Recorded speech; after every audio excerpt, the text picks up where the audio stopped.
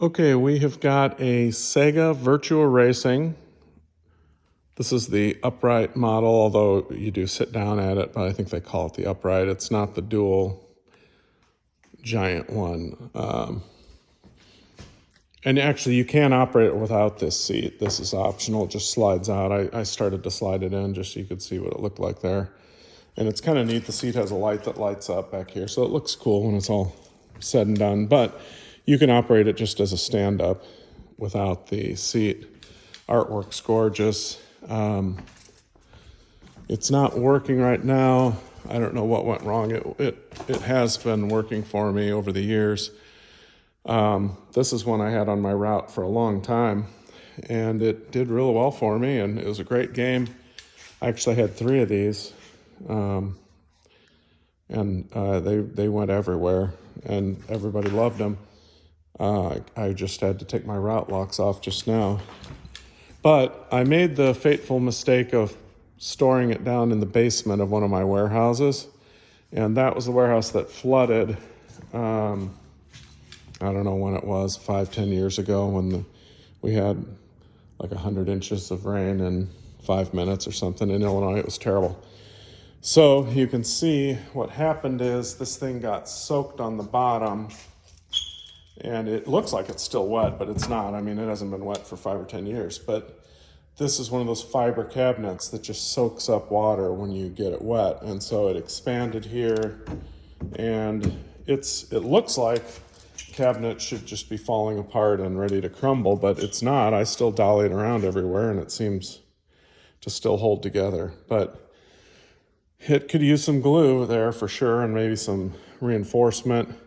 It also stopped working. When I put it in the basement, it was working, and now it's not. I'll show you what it does when you turn it on. It goes through the power-up test. The monitor still works, or at least it brings up raster on the screen, and you get neck glow there.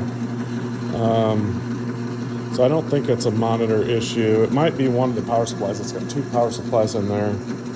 I don't want to monkey with it. Virtua Racing has so many boards, it's crazy. This would be a really complicated game. But that's it. By the way, oh yeah, let's watch the wheel. See, it's testing the wheel right now to make sure that the wheel motor's working. And it is. It goes left and it goes right. It does that every time you turn it on, just to make sure that everything's working as far as the steering goes. And I can hear sound on the speakers, but when I try to coin it, I get nothing. Try the other Mac just in case. Nope, nothing. Okay, so I don't know what's gone wrong. It was working when I put it away, but that was a long time ago.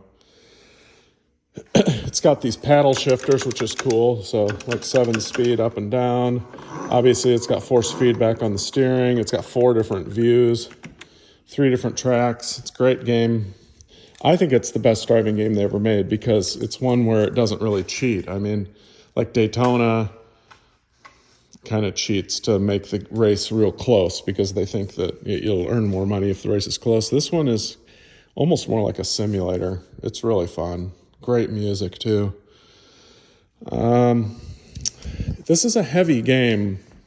I know from experience. I've moved it in and out of a lot of places. It's tall.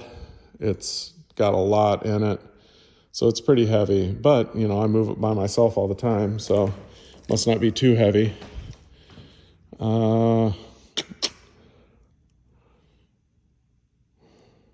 I didn't really clean it up for the pictures, so I apologize for that. It will clean up and look better than it does right now.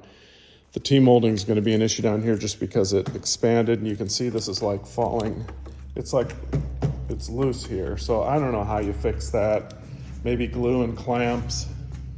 I mean, if it's just going in your rec room and you're never going to move it again, I would say get it down there, glue it and clamp it, and it should be fine. But you're going to have trouble if you want to rotate this in and out of 20 or 30 accounts like I did, because it's probably not going to hold up to that. I guess that's it. I'll be sad to see it go.